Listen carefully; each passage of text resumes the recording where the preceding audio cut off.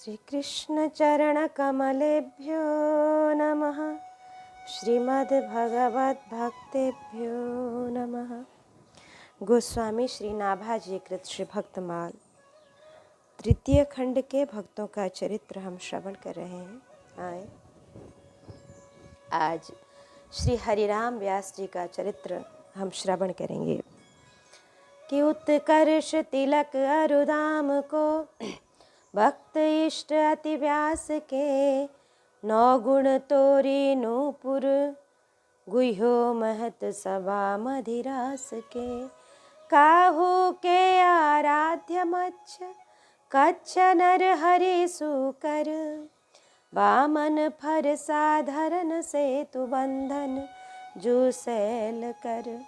ऐनक के यह रीति नेम नवधासों लाए, सुकुल सुकुल सुमोखन सुबन अच्युत गोत्रिजु लड़ाए। श्री हरिराम व्यास जी भक्तों को ही अपना परम इष्ट मानते थे। उन्होंने ऊर्ध्व पुंड तिलक तथा तुलसी कंठी माला की अनंत महिमा का गायन किया है। कोई कोई तो श्री मत्स्य कश्यप नृसिंह वाराह वामन परशुराम राम कृष्ण आदि अवतारों की आराधना करते हैं। एक संप्रदाय ऐसा है जो कि नवधा भक्ति में ही निष्ठा रखता है, परंतु श्री सुमोखन शुक्ल जी के सुपुत्र श्री हरिराम व्यास जी ने तो वैष्णवों को ही प्रेम पूर्वक दुलराया। आपने रासलीला के समय महत पुरुषों की सभा में अपना यज्ञोपवीत तोड़कर उसमें श्री प्रिया जी के पाँव का नूपुर गूंथा था। उत्कर्ष तिलक अरुदाम को कि तिलक दाम के संबंध में श्री व्यास जी कहते हैं कि जो तू माला तिलक धरे, तो या तन मन व्रत की लज्जा और निवाह करे। करी बहु भांति भरोसो रही हरि को, भवसागर उतरे। मनसा वाचा और कर्मणा तृण करी गनत धरे। सती न फिरे घाट ऊपर ते सिर सिंदूर परे। व्यास दास की कुंज बिहारी प्रीति न कबहु विसरे। भक्त इष्टति। इसका भाव यह है कि श्री ठाकुर किशोर युगल किशोर जी एवं भक्तजन आपके परम इष्ट थे, अर्थात भक्तों को भगवान से भी अधिक मानते थे। उचित भी है। राम ते अधिक राम कर दासा। श्री व्यास जी की वाणी से इस तथ्य का उद्घाटन होता है। मेरे भक्त हैं देई देई, भक्तनि जानो भक्तनि मानो। निज मन मोहि बतेऊ, माता पिता भ्रात मम भक्ते। भक्त ददाम सजन बहनेऊ। सुख संपत्ति परमेश्वर मेरे, हरिजन जाति जनेऊ। भवसागर को बेरो भक्ते, केवट बड़ हरिखेऊ। बूढ़त बहुत उबारे, भक्तन लिए उबारी जरेऊ। जिनकी महिमा कृष्ण कपिल कही, हारे सबही बेऊ। व्यास दास के प्राण जीवन धन, हरिजन बाल बड़ेऊ। अच्युत गोत्री जू लड़ाए। श्री व्यास जी भक्तों में ही भगवान के समस्त अवतारों का दर्शन करते थे। मत्स्य भगवान ने राजा सत्यव्रत की प्रलय से रक्षा की थी, उसी प्रकार भक्त रूपी मत्स्य भगवान जीव रूपी सत्यव्रत की अविद्या रूपी प्रबल प्रलय से रक्षा करते हैं।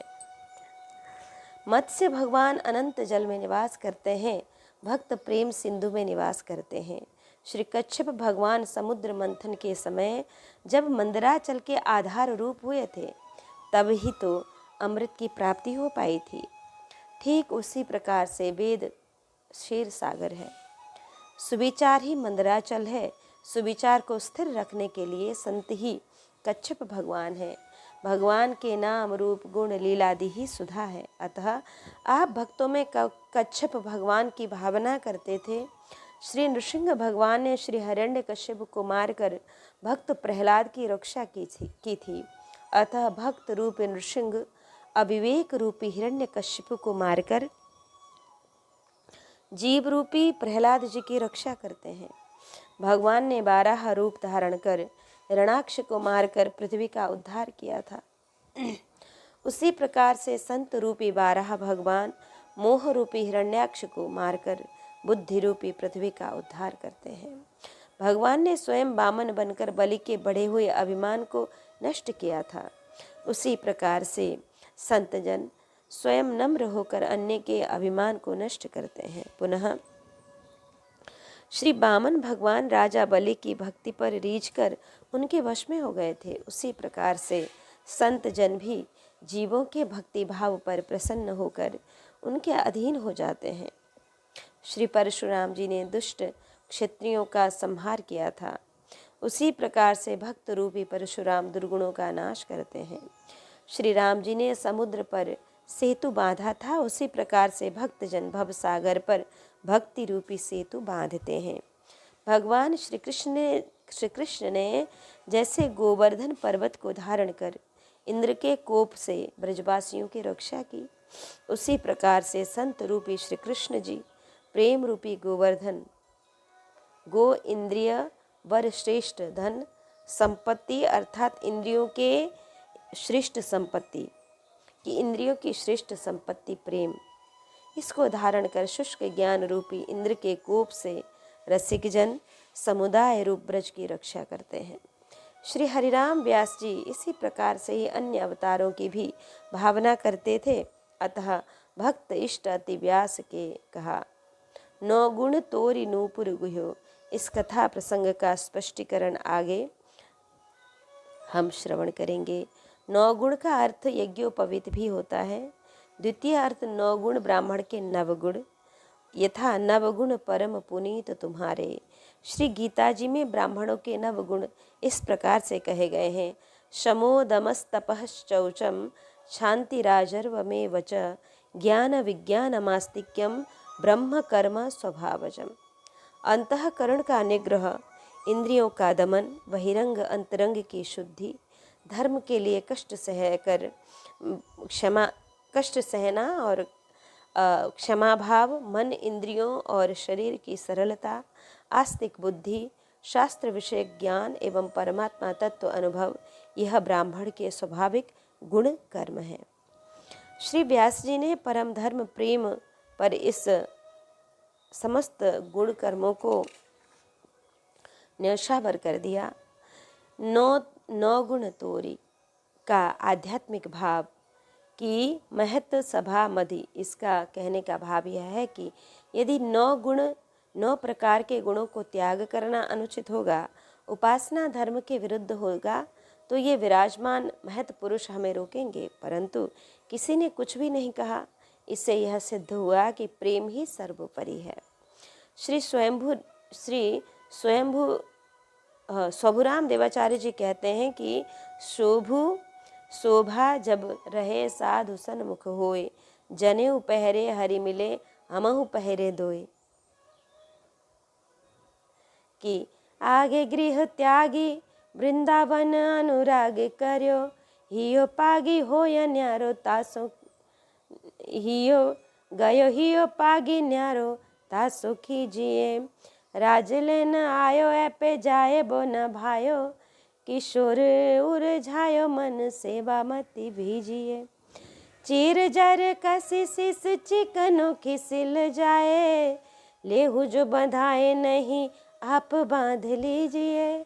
गए उठी कुंज सुधी आए सुख पुंज आए, देखियो बंध्यो मंजू कही कैसे मोह पे रीझिए। श्री हरिराम व्यास जी के अंतर्मन में श्रीधाम वृंदावन के प्रति अनुराग हुआ, तो आप गृह त्याग कर श्री वृंदावन आ गए और यहाँ आने पर आपका हृदय श्रीधाम वृंदावन के प्रति इस प्रकार से अनुरक्त हुआ कि जो लोग श्री वृंदावन से बाहर जाते, आप उनसे असंतुष्ट ही हो जाते थे। ओरछा नरेश महाराज मधुकर शाह आपको अपने साथ लेने के लिए आए, परंतु श्री ठाकुर श्री युगल किशोर जी ने आपके मन को अपनी ओर इस प्रकार से आकृष्ट कर लिया कि आपको श्री वृंदावन से बाहर जाना परम कष्टदायक लगा। आपकी मन बुद्धि संत भगवंत की सेवा में ही सराबोर रहती थी। एक बार आप श्री ठाकुर जी का श्रृंगार करते हुए श्री ठाकुर जी के सिर पर पाग बांध रहे थे, परंतु वह पाग अत्यंत चिकनी होने से श्री ठाकुर जी के सिर से बार बार खिसल जाती। जब अनेक बार बांधने पर भी पाग ठीक प्रकार से नहीं बंधी, तो आपने श्री ठाकुर जी से झुंझला कर कहा, अजी देखो, या तो आप मुझसे पाग बंधवा लीजिए, यदि मेरे द्वारा पाग बांधना आपको रुचिकर नहीं है तो आप स्वयं भलीभांति रूप से बांध लीजिए। इस प्रकार से आप श्री ठाकुर जी से कहकर श्रृंगार छोड़कर कुंज में जाकर भजन कीर्तन में ध्यानस्थ हो गए। जब स्वयं श्री ठाकुर जी ने ही पाग बांध ली तो किसी सेवक ने श्री हरिराम व्यास से जाकर कहा कि आज तो श्री ठाकुर जी ने ही स्वयं अत्यंत ही सुंदर ढंग से पाग बांधी है। यह सेवक द्वारा समाचार पाकर आपको सुख समूह श्री ठाकुर जी का स्मरण हुआ तो आपने स्वयं आकर देखा तो यथार्थ में ही अति सुंदर प्रकार से पाग बांधी हुई है।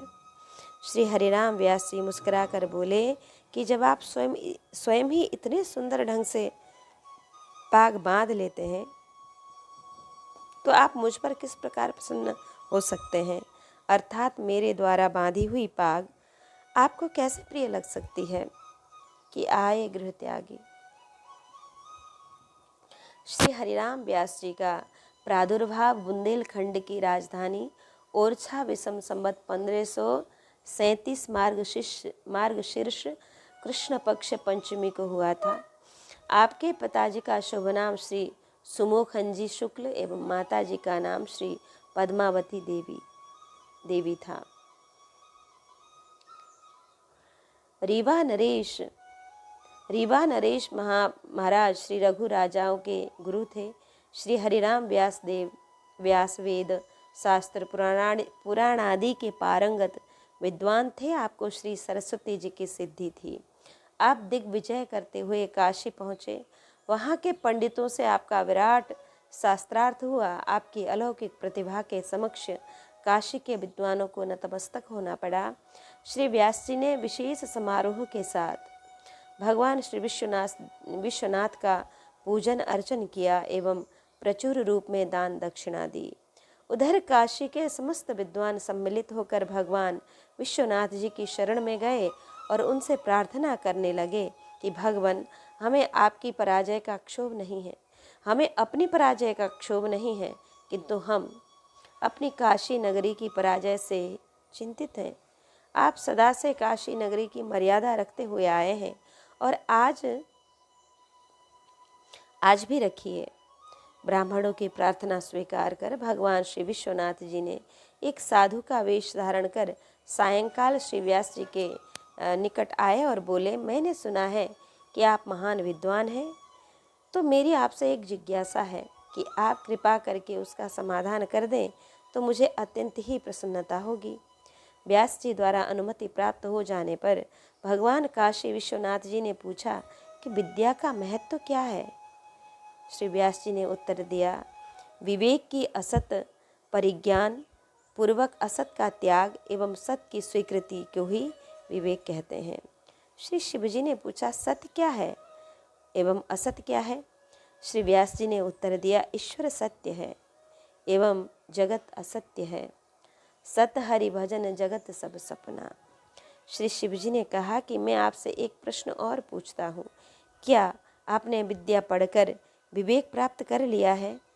क्या आपको सत असत का ज्ञान हो चुका है? क्या आपने असत को त्याग कर सत को स्वीकार किया है? यदि नहीं तो आपका प्रकांड पांडित्य व्यर्थ है, भार मात्र है। अरे, क्या विद्या का फल शास्त्रार्थ करके मात्र साधु ब्राह्मणों को पराजित करना,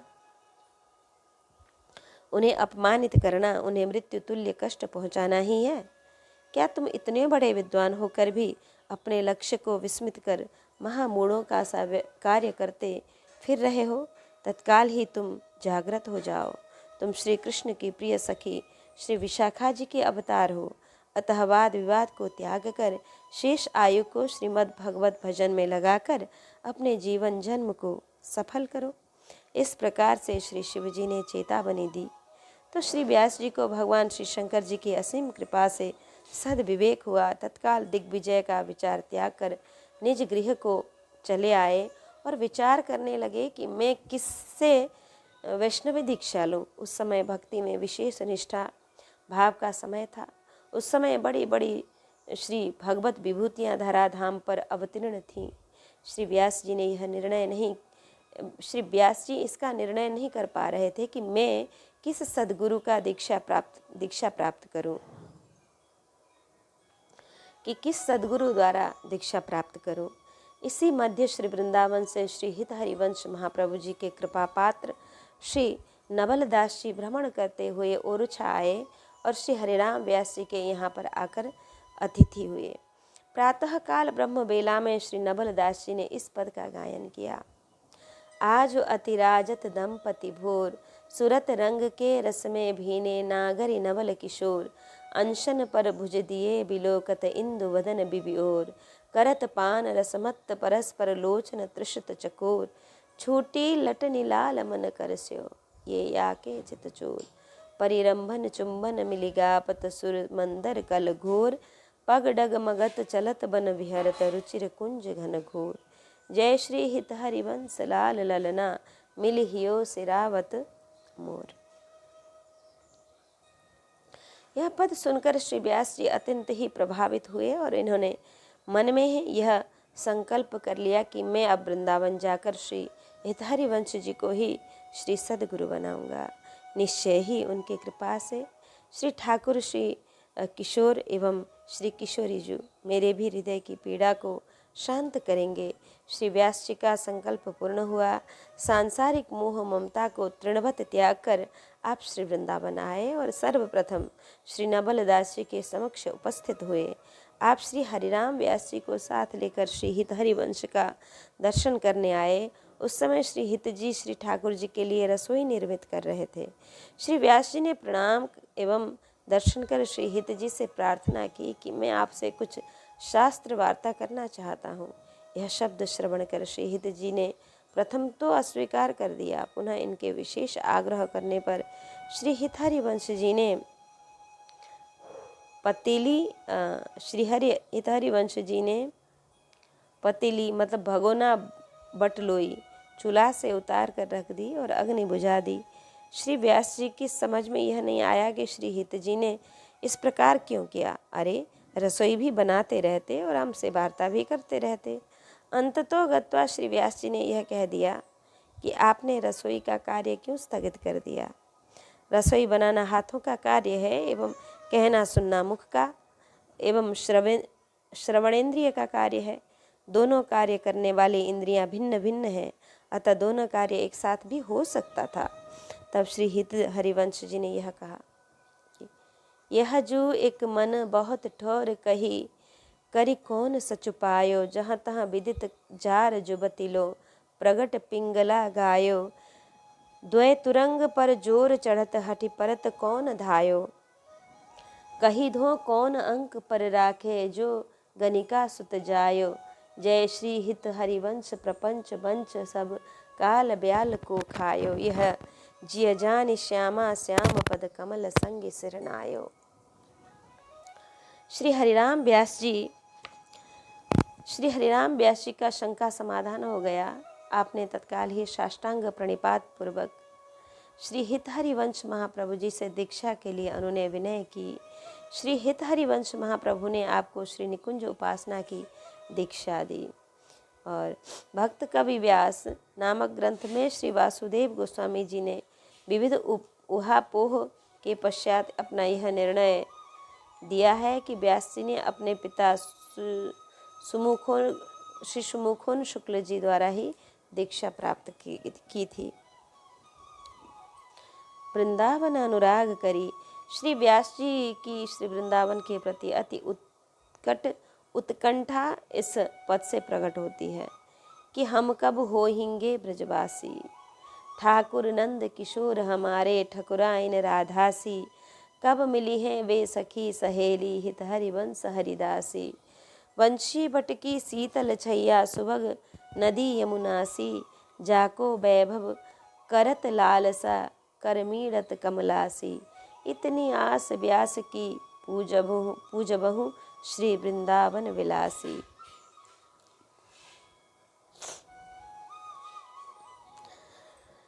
क्यों गयो हियो पागे। श्री वृंदावन में श्री व्यास जी का मन इस प्रकार से आसक्त हुआ कि श्री वृंदावन आने के पश्चात फिर कभी किसी के कोटि प्रयत्न करने पर भी श्री वृंदावन छोड़कर अन्यत्र गए ही नहीं। कि राजा लेन आयो की व्याख्या हो या न्यारो तासो कीजिए।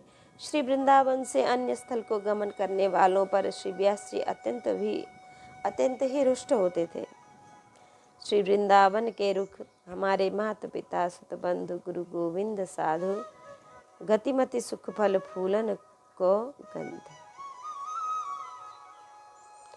इन्हीं पीठी दे अनंत दीठी करे सो अधनि में अंध गतिमति सुख फल फूलत सौगंध। इन्हें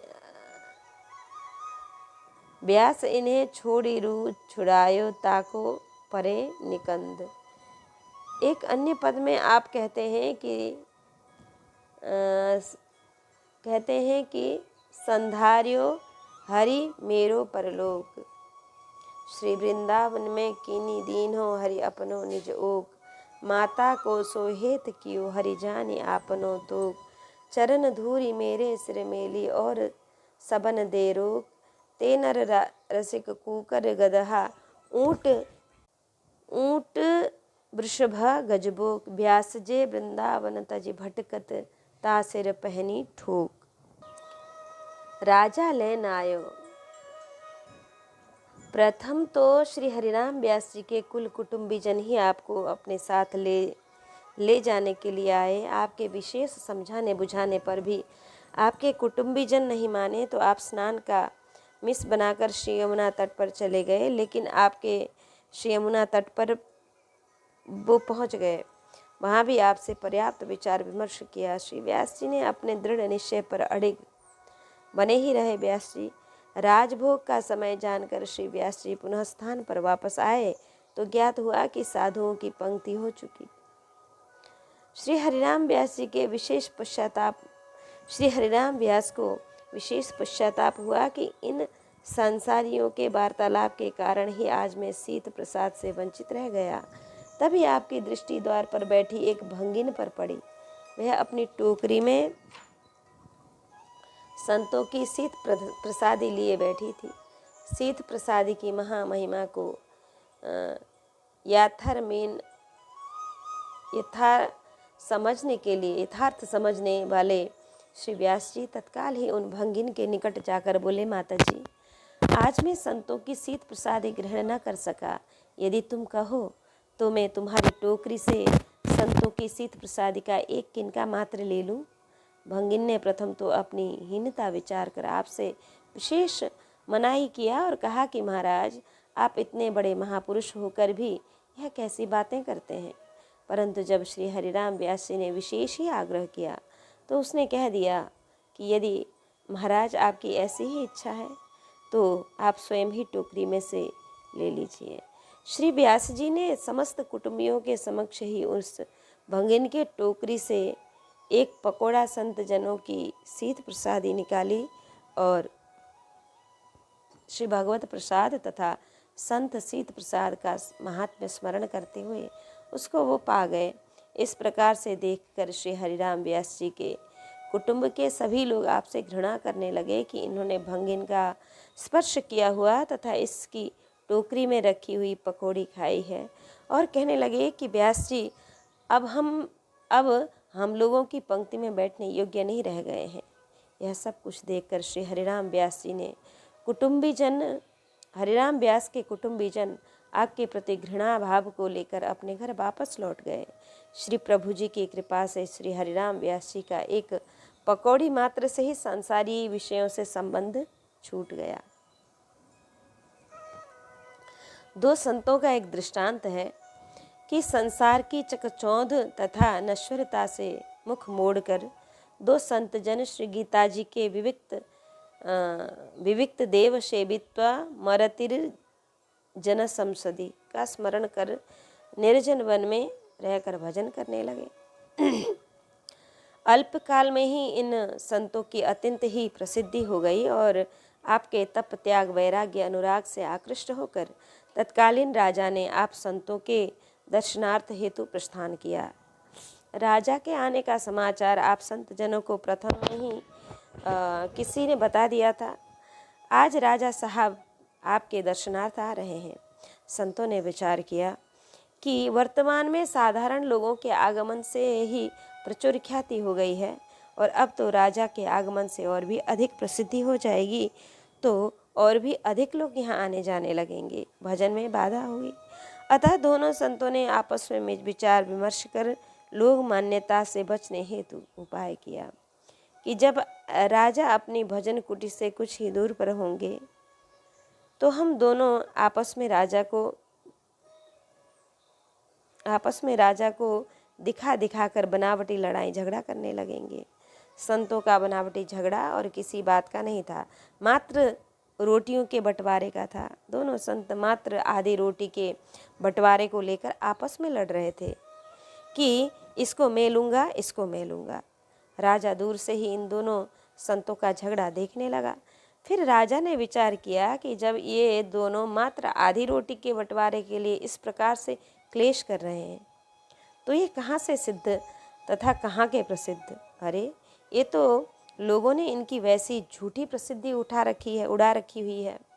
ये तो कोई भुक्खड़ ज्ञात होते हैं, भुक्खड़ जान पड़ते हैं। इन दोनों संतों के इस प्रकार से लड़ाई झगड़े को देखकर राजा दूर से ही लौट गया।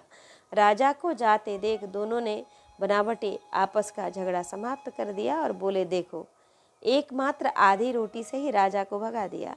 ठीक उसी प्रकार से श्री हरिराम व्यास जी ने मात्र एक पकौड़ी से ही अपने कुटुंबीजन एवं विषयी संसारी से अपना पीछा छुड़ाया। फिर तो श्री व्यास जी ने निज पाँव में नूपुर बांध कर श्री राधा वल्लभ जी के समक्ष नृत्य करने लगे और आपने इस दोहे का गायन किया कि श्री राधा वल्लभ कारणे सहयो जगत उपहास, वृंदावन के सुपच की झूठन खाई ब्यास। जब कुल कुटुंबीजन श्री हरिराम व्यास जी को अपने साथ में ले जाने के लिए असमर्थ हो गए, तब स्वयं ओरछा नरेश महाराज श्री मधुकर शाह जी इन्हें लिवाने के लिए आए। राजा ने पता कराया कि श्री व्यास जी अत्यधिक श्री हितहरि वंश जी से प्रभावित हैं। अतः राजा तत्काल श्री हितहरि वंश जी के निकट गए एवं अति विनम्रता पूर्वक बोले, महाराज मेरी एक जिज्ञासा का आप कृपा करके समाधान कर दीजिए।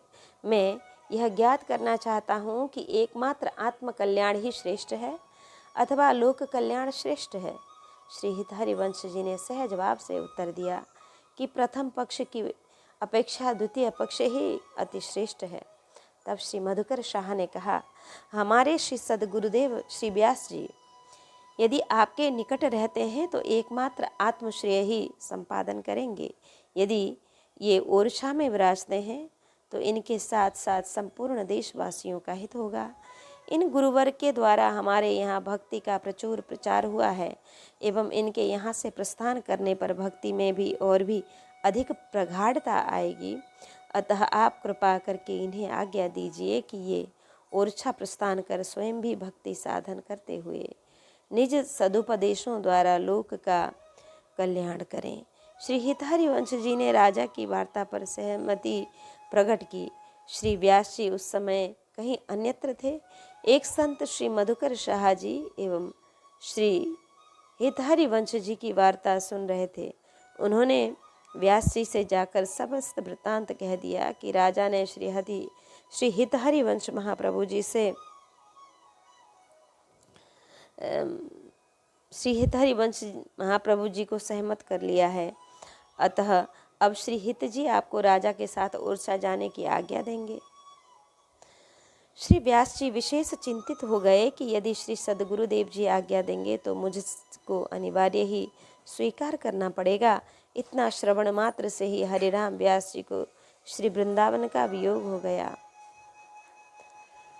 वियोग व्याप गया और आपने निज मुख पर काला रंग लगाकर अश्रुपात करते हुए कहते कि कालिप लगाकर विलाप करते हुए दौड़ दौड़ कर समस्त वृक्षों एवं लता पताओं से आलिंगन कर गदगद स्वर में अश्रुपात करते हुए कहते कि आप ही तो मेरे माता पिता भाई बंधु कुटुंब और परिवार हैं। श्री वृंदावन के रुख हमारे माता पिता सुत बंधु, किंतु अब आप सभी से मेरा संबंध छूट गया है। जिस प्रकार से गृहस्थी लोग विदा के समय अपने स्नेही जन इष्ट मित्रों से मिलकर जुलकर दुखित होते हैं, उनसे भी कोटि गुणा अधिक दुखित होकर श्री हरिराम व्यास जी वृक्ष लता पताओं से आलिंगन कर अश्रुपूर्ण हो विलाप कर रहे थे कि किसी ने इनकी प्रेम व्यूहलता श्री हित हरिवंश गोसाई जी से जाकर प्रस्तुत की। इनकी इस प्रकार से श्रीधाम वृंदावन की प्रबल दृढ़ निष्ठा को प्रतीत कर श्री हित महाप्रभु जी अति प्रसन्न हुए और तत्काल ही इन्हें अपने निकट बुलवाया एवं मुक्त हृदय से शुभाशीर्वाद दिया कि यदि आपका धाम श्रीधाम के प्रति ऐसा दृढ़ अनन्य अनुराग है तो मैं तुम्हें श्री राधा वल्लभ लाल जी का कृपा प्रसादी रूपी आशीर्वाद प्रदान करता हूँ कि आप अविचल श्री वृंदावन वास करें एवं आपके श्री ठाकुर जी में अनन्य भक्ति हो। श्री मधुकर शाह के द्वारा अनुनय विनय एवं अत्यंत प्रयत्न करने पर भी इन्हें विफलता ही प्राप्त हुई। तत्पश्चात गुरु कृपा कहकर इन महापुरुषों की श्री चरण वंदना कर एवं श्री चरण रज तिलक मस्तक पर धारण कर श्री मधुकर शाह जी आशीर्वाद प्राप्त कर ओरछा वापस चले गए। तब श्री व्यास जी की अंतर्मन की व्यथा समाप्त हुई। श्री हितहरि वंश जी ने पूछा कि तुमने मुंह पर कालिक क्यों लगा ली थी। इन्होंने कहा कि विषयी संसारियों का संसर्ग परित्याग करके श्रीधाम वृंदावन आने से मुख उज्जवल होता है एवं श्रीधाम वृंदावन को त्याग कर जाने से मुख काला ही होगा, अतः इसलिए मैंने प्रथम ही कालिक अपने मुख पर लगा ली थी। जब इनके परिवार वालों को यह दृढ़ निश्चय हो गया कि अब श्री हरिराम व्यास जी ओरछा वापस नहीं आएंगे, तो इनकी पत्नी, 3 पुत्र, 1 पुत्री परिवार सहित गृह की यथासंभव समस्त संपत्ति लेकर श्री वृंदावन को आ गए। प्रथम तो श्री व्यास जी इनको अपने निकट नहीं रखना चाहते थे, परंतु जब श्री हित हरिवंश जी ने इन्हें समझाया कि आप चिंतित न हो, इनके द्वारा तुम्हें भजन में कोई व्यवधान नहीं होगा, अर्थात सहायता ही प्राप्त होगी, तब आपने उन्हें अपने निकट रहने की अनुमति दी और सभी को यथायोग्य संत भगवंत की सेवा सौंप दी।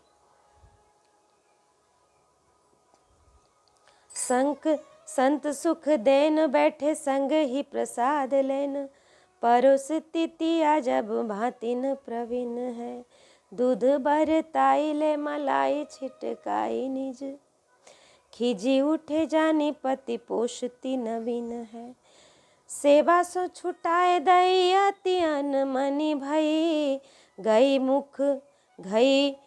भूख बीते 3 दिन तन छीन है, सब समझाए तब दंड को मनावे अंग, आभरण बेची साधु जे बेयो अधीन है।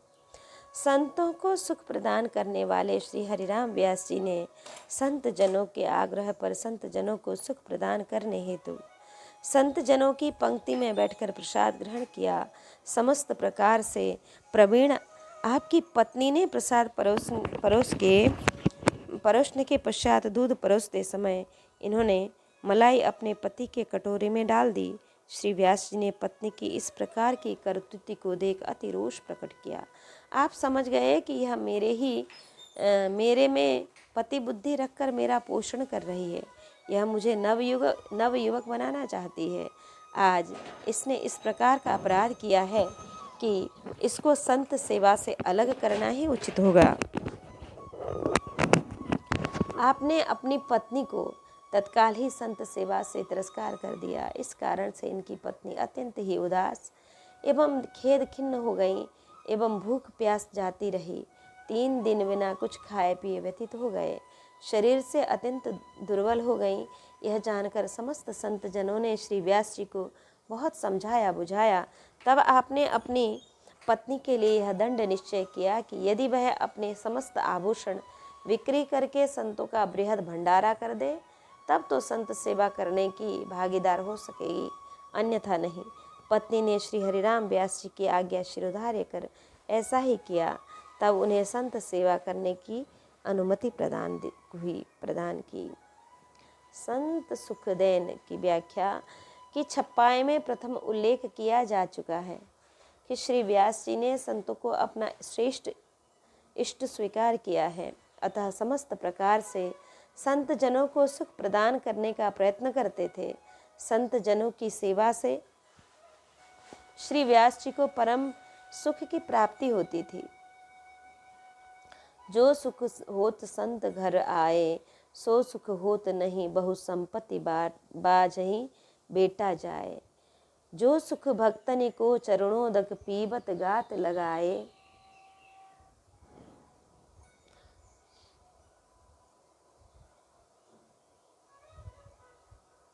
सो सुख सपने हो नहीं पैयत कोटिक तीरख नाये। जो सुख भक्तनि को मुख देखत उपजत दुख बिसराए। सो सुख होत न कामिनी ही कबहु कामिनी उर लपटाए। जो सुख होत भक्त वचननि सुनी नैनन नीर बहाए। सो सुख कबहु न पैयत पितु घर पूत को पूत खिलाए। जो सुख होत मिलत साधुन के छिन छिन छिन रंग बढ़ाए। सो सुख होत न रंक व्यास को लंक सुमेर ही पाए। खीजी उठे। उस समय श्री व्यास जी ने इस पद का गायन किया था। जो तिय होई न हरि की दासी, कीजे कहा रूप गुण सुंदरी नाहिन श्याम उपासी। सोदासी गनिका समझानो दुष्ट राण मस बासी। निस दिन आपनो अंजन मंजन करत विषय की राशि। परमारथ सुपने हो नहीं जानत अंत बधी जब फांसी। ताके संग रंग पति जय है ताते भले उदासी। साकत नारी जो घर में राखे निश्चय नरक निवासी। झी घर साधुन आवत कबहु गुरु गोविंद विलासी। हरित को नाम लेत नहीं कबहु याही ते सबनासी। व्यास दास सोई पे कीजे मिटे जगत की हाँसी। अंग आभरण बेच साधु जयबे। श्री व्यास जी ने अपनी पत्नी से समस्त आभूषण बिक्री करके संतों का भंडारा करने को इसलिए कहा था कि इनकी पत्नी की आभूषणों में विशेष मोह ममता थी एवं राजगुरु की पत्नी होने से भी इनके निकट आभूषण भी अधिक ही थे। ये समय समय पर उन आभूषणों को धारण भी करती थी और श्री व्यास जी को इस प्रकार की रहनी से विशेष प्रसन्नता थी नहीं, अप्रसन्न भी रहते थे। श्री व्यास जी तो ब्रजरज से ही निज अभिषेक करते थे और पत्नी हीरा जवाहरात जड़े आभूषण पहनती थी। इस प्रकार से अपनी पत्नी की ही रहनी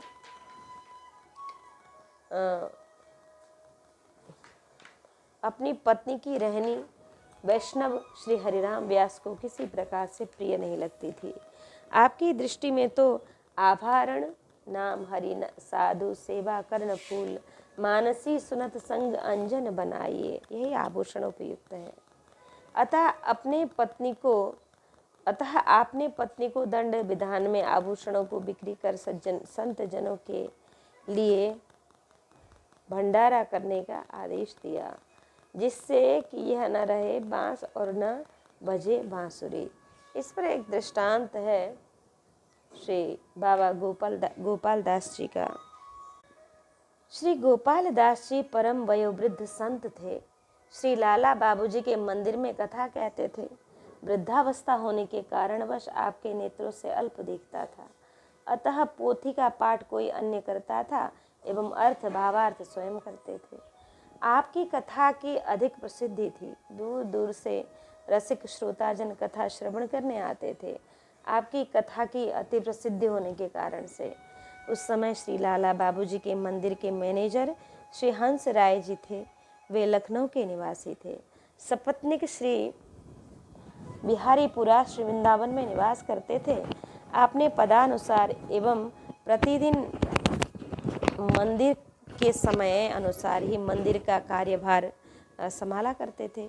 एक दिन मंदिर के किसी कर्मचारी ने उनकी पत्नी से कहा, कथा की बात कही तो वे भी कथा श्रवण करने हेतु आने लगी, परंतु वह थी लखनऊ की रहने वाली, अतः अत्यधिक श्रृंगार करके सज धज कर कथा सुनने आती। वैसे भी लखनऊ शहर शौकीनी के लिए प्रसिद्ध है। द्वितीय बात यह भी थी कि वह प्रायः कथा प्रारंभ होने पर ही आभूषणों की रुनझुन करती हुई आती थी। इससे श्रोताओं को विघ्न होता था। बाबा गोपाल दास जी का भी ध्यान बट जाता था। कथा समाप्त होने के पश्चात एक दिन बाबा ने श्रोताओं से पूछा तो उन लोगों ने इनका परिचय दिया। फिर द्वितीय दिन भी पूर्ववत ढंग से कथा श्रवण करने आई तो बाबा ने प्रसंग को घुमा फिरा कर कहा कि गहने बेचो साधु जिबाबो, यह तन दुख को भाड़ो, जन्म जन्म तू गदहिया होए हो, राम भजोरी राणो। यह सुनकर कुछ अविवेकी स्वभाव की स्त्रियां बोल उठी कि बाबा आप कथा श्रवण करा रहे हैं, अन्यथा गारी दे रहे हैं। परंतु वह मंदिर मैनेजर साहब की पत्नी जी तो बाबा के इन सार गर्भित वचनों को श्रवण कर अत्यंत ही प्रभावित हुई और तत्काल ही इन्होंने संकल्प कर लिया कि इन सभी संसारी वस्तुओं का परित्याग करके इन बाबा से ही विरक्त दीक्षा लूंगी। अतः अपने दृढ़ निश्चय के अनुसार ही अंततो गत्वा इन्होंने विरक्त दीक्षा ले ली। बाबा ने इनका नाम परिवर्तन कर गोपाली बाई रखा और श्री गोवर्धन में निवास कर भजन करने की अनुमति दी।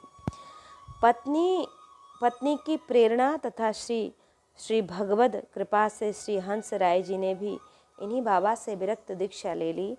बाबा ने नाम परिवर्तन कर हंस दास रखा और बरसाना निवास कर भजन करने की अनुमति दी। यह दोनों ही परम सिद्ध संत हुए। ठीक इसी प्रसंग के अनुसार ही श्री हरिराम व्यास जी की प्रेरणा से इनकी पत्नी ने समस्त आभूषण बिक्री करके संतों का बृहद भंडारा किया। उस समय इनके गहने आभूषण 20,000 रुपये में बिके थे और श्री हरिराम व्यास ने पुनः इनको संत सेवा का अधिकार सौंप दिया और उद्बोधन स्वरूप इस पद का गायन किया कि विनती सुनिए वैष्णव दासी, जा शरीर में बसत निरंतर नरक व्याधि पित्त खांसी, ताकि भुलाए हरि दृग गहियो हसत संग सुख राशि। बढ़े सुहाग ताही मन दीने और बराक विबासी, ताही छाड़ी हित करो और सो गरे परे जम फांसी। दीपक हाथ परे कुआं में करे जगत सब हांसी, सर्वोपरि राधा पति सोरति करत अनन्य विलासी, तिनकी पद रज शरण व्यास को गति वृंदावन वासी। सुता को विवाह भयो बड़े उत्साह कियो, नाना पकवान सबनी के बनी आए हैं। भक्तनी की सुधि करी खरी अर बरी मती, भावना करत भोग सुखद लगाए हैं। आए गए साधु को बुलाए गही पावो जाए, पोटनी बंधाए चाहे कुंजन पठाए हैं। बंसी पहिराई दुज भक्ति ले, दृढ़ाई संत संपुट में बीरी चिरी यादे हित सो बसाए हैं।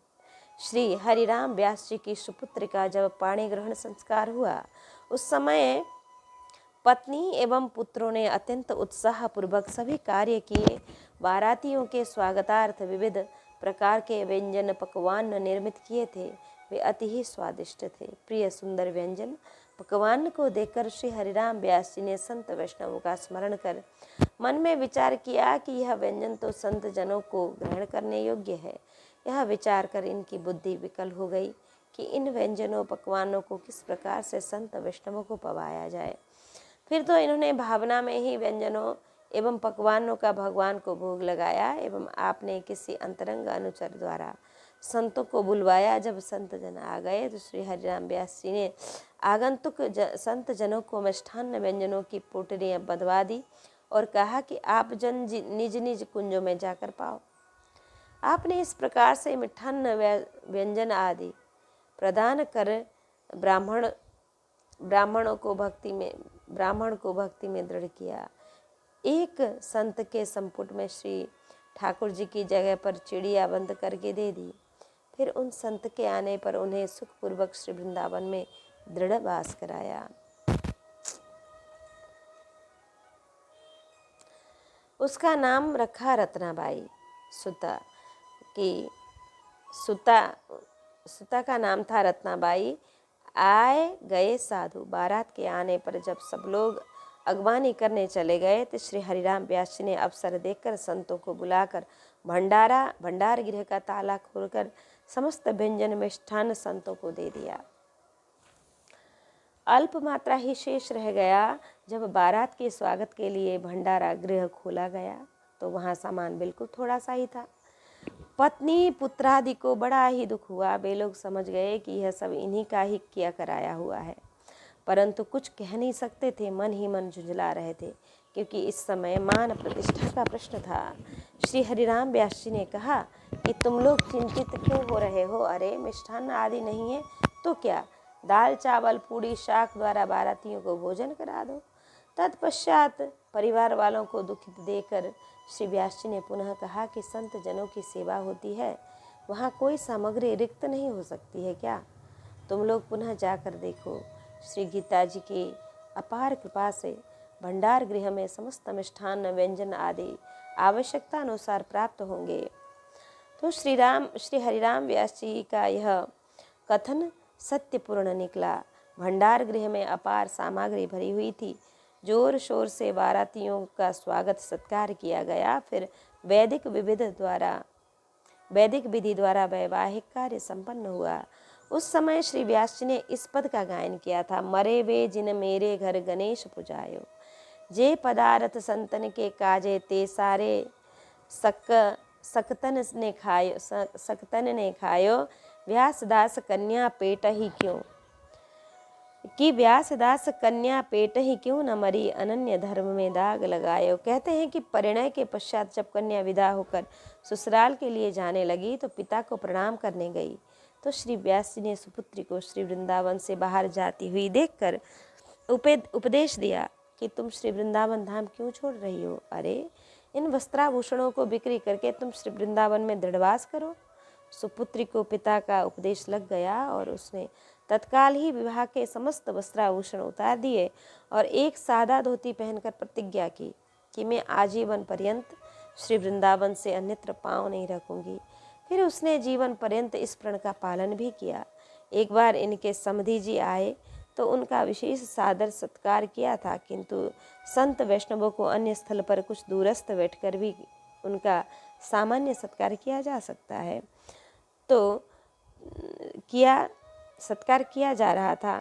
उस समय आपने इस पद का गायन किया कि हरिभक्तन में समधि प्यारे, आए संत दूर बैठारो, फोरत कान हमारे, दूर देश ते सारे आए, ते घर बैठे बैठारे, उत्तम पलिका और सुपैती, भोजन बहुत समारे, भक्तन दे चून चना को, इनको सिलबटो न्यारे, कि व्यासदास ऐसे विमुखनी जन, सदा कढ़े रत हारे। इस प्रकार से हरिराम व्यास जी का चरित्र आज हम आधा ही श्रवण करेंगे। कल जो बाकी चरित्र रह गया है कल उसका श्रवण करेंगे। जय जय श्री राधे श्याम।